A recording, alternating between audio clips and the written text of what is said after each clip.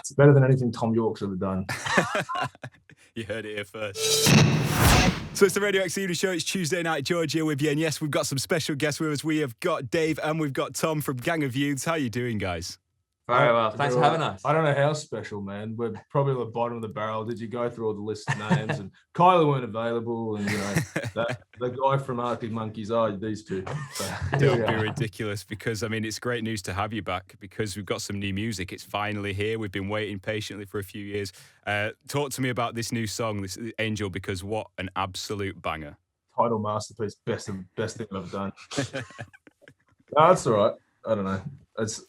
I'm a bad person to talk about it song because I wrote it, so everything about it will be loathsome to me. But Tommy likes it. Tommy likes it. Well, I like. I mean, it's my first involvement with the band as well. I only joined in November 2019, so have new material out of me on it. I love it. I obviously love it. Yeah. So what was it like? I've decided that I'm going to be proud about what we do, so I actually love it as well. Yeah. Tom, what was it like joining a band, I guess, in this weird world that we're living in now? Because, I mean, I guess it was maybe just pre-COVID, right? You're absolutely right. Yeah, we met each other that year touring, but and I joined at the end of 2019, as I said. But we were always planning to be in the studio anyway. So although the live stuff went out the window, we were working. So it felt good. And actually, of all the ways to join a new setup, actually playing music together from the off and writing new stuff is a great place to be, Yeah. You definitely feel like a sense of ownership and a place, I guess, in it all. So yeah, I was grateful for that. Was there any kind of Gang of Youths initiation ceremony to bring you into the band? We branded him outside and then we made him walk around Soho in stocks. And then there was a couple of people who thought it was a little bit cruel and unusual, violation of Geneva Convention. But no, we actually want him to we all have matching tattoos. So we're trying to figure out a way to get Tommy his first tattoo. Okay.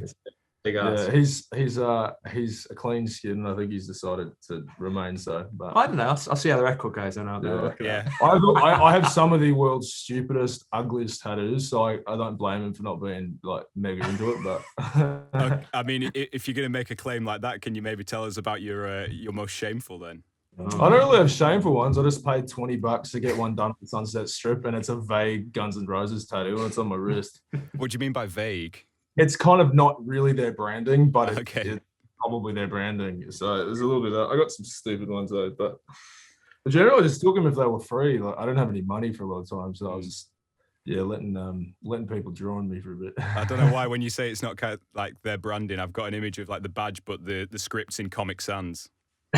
Comic Sans is a totally. It's too maligned, mate. It's an unfairly maligned font. As a typeface, right? Okay, when I was a kid and you'd have to do like a school project, I always went for Comic Sans because I wanted to feel like, my teachers thought, this kid just has terrible taste. And, he's, obviously a bit delayed somewhat in terms of his development of taste. So we need to give him we need to give him an A for effort, participation award. So I think Comic Sans is a special friend to anybody who used to submit work late in high school. Well, maybe that could be the first tattoo, Tom. Then some Comic Sans script somewhere. There's got to be you're making it sound really enticing. They've got them documentaries about fonts. There's one called Helvetica or something. I want them to do one about Comic Sans. I'd watch that definitely. It's been a long lockdown. Just bring up old interviews with Stan Lee and the fat comic book guy in The Simpsons and just Roy Lichtenstein's grave. Just make a seance and he can. Yeah, sorry, God. No need to apologise. So let's bring it back round to Angel of 8/5 because this is a song that you've said is about falling in love and finding a new life in a new city. What is it particularly about London that that attracts you? Well, Tom was born here. That's the first thing. I don't know. It's not Australia. It's automatically is exotic. I didn't grow up with a lot of money, so for me, like the idea that I could be anywhere that wasn't Australia was pretty attractive. Not that I hate Australia. Australia's fantastic, but it's just you dream of far-flung places, and it's Europe, and there's football and history, and it's the belly of the colonial beast. So I feel like I'm taking something back by being here. Taking someone's job. There's this is going to be so weird. Everything that Brits love and like hate about themselves, I just love. I don't know what it is. I love the cynicism. I love the the social awkwardness upon meeting someone for the first time. I think it's really engaging. I think London's a really beautiful town, though. I think the people here are actually right. I think there's a great spirit about it. I love the terrible weather. You know, people malign London food. They always tell me that, oh, don't go to London and eat terrible food. And all the food I've had here is pretty damn good. And my wife was, she's born and raised in North Carolina, so for her it's like a really special place to set up home and build a family and build a life and that. And I think that's like, it's the dream, especially for me. Like I come from a pretty big city, but I wanted to move to somewhere big, and London just has that. It's got football, mate. It's football all the time, and it's coming home. It's coming home, lad. And every 2 years we talk about it, and it's coming home, and that's it's so weird because I can't think of things. I can't really think of that many things I hate about London. Okay. So, maybe that's a utopian of me, but I just effing love it. So that was Gang of You's Angel of 8th Ave on Radio X. It's George here with you. That is our record of the week. And yes, Dave and Tom from the band are here. Guys, hello. Hiya. What a cracker of a song, that one. It really? And before you were self-deprecating, but you know what, Dave? I decided to be proud. I decided to be proud because it's one of these songs they're like my very sad children, right? You got to be proud of your sad kids, or otherwise they end up just like their dad. So it's a masterpiece. It's better than anything Tom York's ever done. You heard it here first. What we're saying about the album then, guys? Is this like the kind of thing we can expect sonically from the rest of it, or is not even remotely? Okay, like literally, like it's the question that we've answered. Sorry, I'm talking over you. No, it's you talk. I'll shut my mouth. I don't know. Dave said not remotely. I'm not sure. There's echoes, but we're literally working on stuff today here in the studio, and it's exploring new things. We're kind of like, I guess we want to kind of get. Oh, there he is, Donnie. We want to get like a bit more sort of into it all, I guess, before we like truly can say what it's about. Sure. Sonically, it's different. Like pretty. Yeah. I think Angel of 8th Avenue is a palate cleanser for people because we've been away for so long, and I think there's a part of me that wanted to be. I really, really, really effing love the fans who listen to our S. Yeah. I effing love those C's with all my heart. And so I think gesturing toward the thing that they loved was actually really important to me. And, I think there was also this thing. It's just, I wanted to write a simple love song with simple melodies and a simple idea that any 12-year-old girl or boy or whatever in between those two, can pick up a guitar and play it with their friends. And that was how I started out, playing in punk bands and, things like that. And I think hearkening back to that period of our life, because we've been together for 10 years, hearkening back to that period when I was 19 through 24 and clueless and like not into the fame thing and not into the, I just wanted to go back to a place that felt innocent and write something with 3 chords. And that felt like a gesture to an ageless wonder of indie rock that I consumed as a 92 baby. Yeah. You know what I mean? Does that make sense? Yeah, that's probably the most articulate way I could put it. As a fellow 92 baby, I can relate. Yeah, boy. I was going to ask then off the back of that, and this is a question for both of you. What was that first song that you can remember ever performing, like when you were kids? When you first got up on a stage, or maybe for your friends or your family? Mine was Blitzkrieg Bot by the Ramones. Was it? Solid. Yes. In front of your friends, or? Oh, in front of my friends. Was that like a school thing? I actually can't remember. Maybe it was I was in a bunch of bands when I was young, like loads and loads of them. But maybe like it was always church music from me, and probably from time. Yeah, we grew up in church. Yeah, all of us, our first experiences really playing. Like I was like 9 years old with a little bass guitar. And my parents' crappy little, that wasn't a crappy little place. It was actually a really great, loving, wholesome church community. It was the only wholesomeness I ever really saw in my life. Yeah. I used to sit there and play bass and kind of do that thing, and maybe it was the same for you. Your mum was a chorus. My mum's a singer. She was like a classical singer. So like, we had lots of that in my house, and again at church, like played in a little band, little group at church. The violin, my sister played viola, other sister on the cello. Yeah. Little family, Von Trapp. His family's like unbelievably like cool and lovely and talented, and they all have great hair and whatever. But yeah, it was probably Kumbaya or something. That was probably the first thing we did. Yeah, I mean, it was sort of like, I mean, maybe when I was a kid, because like my parents couldn't really afford to like buy me an instrument, so I was like, I just kind of had to use whatever was at the church. It was the only place where I had access to a drum kit because I used to play drums like when I was cool. So there was probably a little bit of that, mate, and that's kind of, you'd be surprised how many musicians, like even in really cool tastemakery bands, started out a bunch of nerds playing a youth group. Like anyone who pretends that wasn't the way they started music is an effing liar, straight up. Because you go to a church and there's a piano there, there's a bass, there's an acoustic guitar, and there's a drum kit, and that's where you learn. Like that's kind of how it was for us, And then me and Jungie Boy and Big Chotch, our old guitar player, we kind of got involved in the big mega church thing, and then we started playing. But then, as of like 7th grade, which I don't know what year that is here, but I played in bands and did all that kind of stuff. But I actually, it was honestly probably Blitzkrieg Bop by the Ramones. It's a solid 3-chord choice, though, like you said. Yeah, but I'm not any good at guitar, so like it's probably still one of the only things I can play confidently without effing it up. You know what I mean? Does that include your own songs?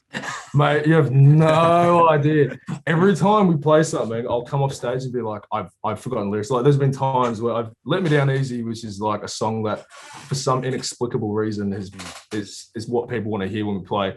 And I guarantee you I will forget the last verse every time. So I just kind of mumble, or I'll do one of those ones like, yeah, sing it because I'm an idiot. Or Say Yes to Life's another one that I constantly forget. Yeah, it's just the lyrics are stupid anyway. So it's kind of like, do you know what I mean? Well, it sounds like you got that solid foundation to then build up to a career in music that you've both been through. So fair dues. Tommy more so than me. Tommy's. Yeah, I guess so. Yeah, I mean, I was in some bands before as well. So like, I'm LIFEGOESON. Got money and cents. that one. bit of time with Nora and the Well. I was going to ask actually, is there any ukulele on this record? Ukulele? Yeah. Oh no, that was never my area of expertise. So. Actually, theoretically, that could be because we're dealing with a lot of my ancestral heritage being Pacific Islander. So a lot of indigenous music in the Pacific is ukulele related. There probably could be, but I think we're probably going to avoid it just because it will. If our music doesn't already sound kind of twee, it will with ukulele. Sure. Yeah. Fair enough. Well, on the live side of things, I mean, there's some great stuff on the horizon, and you guys were actually one of the last gigs that I saw pre-COVID. Did we hug? It was the War Child show. Did we hug at all? We didn't hug. We were very safe. Oh, that's a shame. Unfortunately. No, but COVID wasn't a thing, so I'm sad that we didn't hug, but just next time we will hug. But what a show that was! I did want to ask Dave, how have you been keeping the snake hips well oiled in that time? Snake hips well oiled, yeah, mate. I've been on the treadmill night and day. I've been Pelotoning with I don't really have a Peloton, boy. I can't afford one, to be honest. Why are they so expensive? It's such a weird. You got me. Peloton, give me a free bike. No, I mean, I don't know. Like, I'm a really god awful dancer, right? And I think because I lack a lot of inhibitions generally as like a person, maybe that the dancing thing's kind of become a trademark, but I'm not any good. So to say that I've kept it oiled, maybe. Like my knees are completely effed in the A right now, like, honest to God. So maybe when you see me, I'll be hobbling around and I'm one of those image. Yeah, one of those things. Well, how are you feeling at the prospect of the return of shows? Because there's All Points East Festival, there's the support with Sam Fender coming up. Like, are you excited? Are you nervous in any way? I think I'm excited, but I just knowing all the prep work that goes into it, you're sort of like, oh God, here we go, like, and here it goes again, Yeah. But no, once we get into the full swing of it, it's going to be great. It'll be. Yeah, I think I'm excited. You look excited. No, I actually really like playing live. It's just, I don't know, I just got used to not. It's kind of more fun than doing it for a bit. So I'm playing Assassin's Creed Valhalla right now because my wife said that I was allowed. She doesn't make rules for me really, but she's like you're allowed to play it if you finish something. So I decided to finish this song, and then now I'm allowed to play it. So I was kind of enjoying that more than playing live, but I guess I'm gonna have to now. So it's a chore, right? No, we love playing live, man. It's really important. I think trying to restructure how we do the next kind of artistic creative phase or whatever, and learning how to do that. We won't be able to do it with just 5 people. We'll give it a shot. Yeah. But invariably the magic kind of disappears when you have to prep everything, and you sort of, I think live we tend to think a lot about what's going on. And so maybe that can kind of distract us from getting caught up in the wonderment of it all. Sure. Do you know what I mean? Yeah. Well, you're going to be playing these shows with Sam Fender when it does get rescheduled, and he's been very complimentary of you guys in the past. I was wondering, are you I've never fans heard of him. I don't know who he is. Like, Sam's a like decent person. Yeah, we really like him. Sam Fender, Hypersonic Missiles. It's the Radio X Evening Show. George here with you, and yes, we have still got Dave. We've got Tom with us from Gang of Views. Guys, how you doing? Yeah, good, man. Good. Mate, he has that sick video with Alan Shearer. Harry Shearer. That'd be cool if you didn't know Alan Shearer. So that, yeah, I just thought it was really cool. I feel like that's a big achievement for a young artist if you get to hang. We're one of your heroes. Yeah, absolutely. Yeah, hanging with heroes. Yeah. Is that like when you guys got to go to Everton that time? Man, Chochi was beside himself with joy. I think all of us, we just all wanted to stand back and let him really feel it. Because he's the only reason why I support Everton. You know what I mean? We was kids. He was pushing me. I in Australia you only really see Serie A on the World Game and a little bit of Premier League as well. So I always knew all the Italian players. I didn't really know the Premier League or so he was instrumental in kind of getting me to get into it. And the thing for him, it was like this culmination of his dreams. We met Luca Dina, who's really sweet. There's like this very, very, very, very polite, like nice guy. That was cool. Yeah. That was a big thing. It's sort of different to actually making a video with Alan Shearer. Or Harry Shearer from The Simpsons.